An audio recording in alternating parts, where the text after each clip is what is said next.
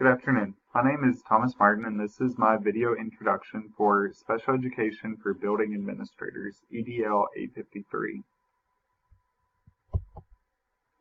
I'll first discuss my professional demographics. I am a school psychologist for Southwest Kansas Area Cooperative District number 613. I've been a school psychologist for going on 7 years. I worked for the local cooperative for approximately 4 years. Um, my time before then, I was just in a high school, one building high school, and my job description was quite a bit different.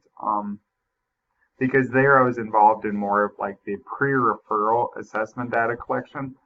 So what that looked like is I was involved in developing interventions and things for students with academic difficulties. How that differs from where I am now is that I work in technically four different buildings. Two elementary schools, one has a preschool here in Dodge City, and then one in Mineola that has a preschool, a high school, and an elementary school. So I kind of am just involved with testing now and conducting comprehensive educational evaluations. I would like to, which I'll delve into deeper in one of the later slides, I would like to be involved more in the intervention development for students with academic struggles, but just due to the school psychologist shortage that we're currently experiencing, that's just not quite possible.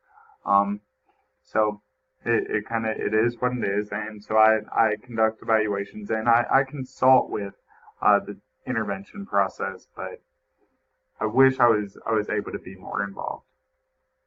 So that was kind of a brief overview of my profession, but basically what I do is I conduct the evaluations for special education eligibility determinations, then also their reevaluations. I consult with general education teachers, special education teachers, and counselors frequently, especially when I can't be involved in the implementation of the services. My personal demographics. I currently reside in Dodge City, Kansas. I've lived here for almost 4 years. I recently purchased my first home here in Dodge City, and it was a daunting process. There's a lot of paperwork involved, and it kind of left me feeling very vulnerable. Financial wise, I don't really disclose my financial status with people, and so it was definitely interesting having my checkbook be an open book to several individuals, just to ensure that I had the money available for the purchase. I had a dog. Her name was Emma. She was a collie for 11 years. She actually passed away over the summer. And this graphic here is a painting of excuse me, of my dog that I had done.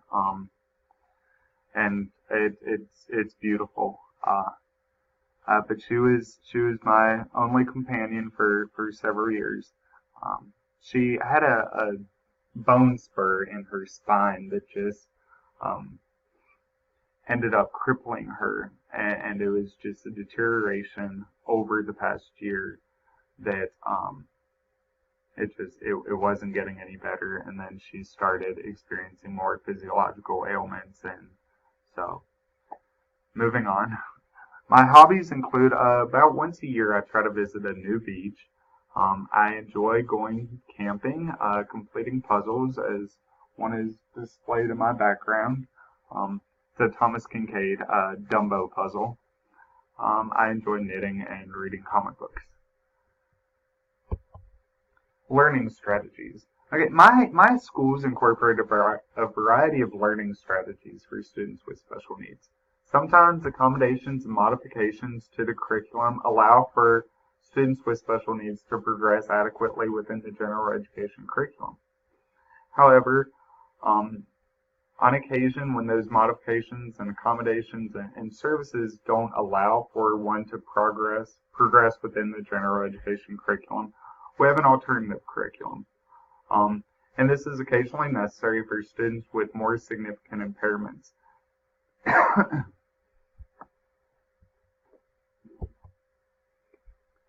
Learning strategies. Determining the appropriate services for each student receiving special education is completed during the initial comprehensive evaluation. So this is where we're kind of figuring out where to implement the special education services so that their educational needs can adequately be met. And that is determined by the comprehensive evaluation. That's where we're identifying certain deficits and providing supports for those particular areas. The IEP, Individualized Education Plan, is then modified annually, with then comprehensive reevaluations occurring every 3 years just to ensure continued eligibility for special education services.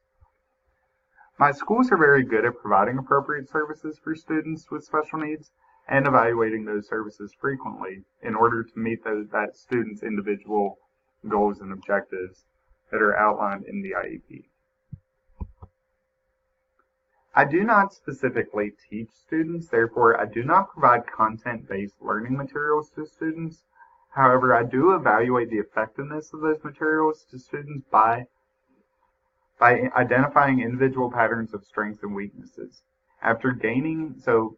For example, after gaining an understanding of an individual's cognitive strengths and weaknesses, I provide instructional strategies to aid them with their various cognitive deficits that are preventing the progress within the general education curriculum.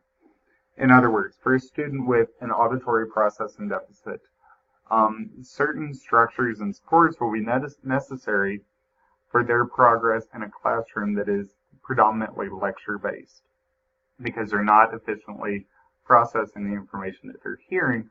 We're going to need to provide some services and supports to aid them in acquiring the knowledge that's presented orally.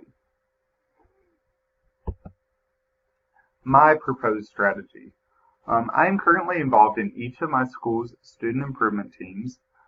During our monthly meetings, we discuss students' particular academic deficits. We then develop strategies to improve their performance in those content areas. I would like to be more involved in ensuring that students' educational needs are being met prior to the identification of a relative performance deficit.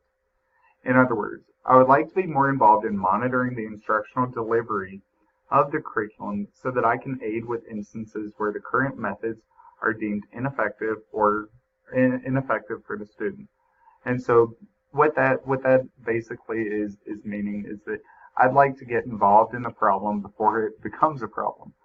Just kind of identifying some classroom structure, employing multiple modalities of instruction delivery, things like that. Just before it manifests itself as an academic deficit. So that is all that I have for my presentation. I look forward to meeting each of you, and thank you for your time.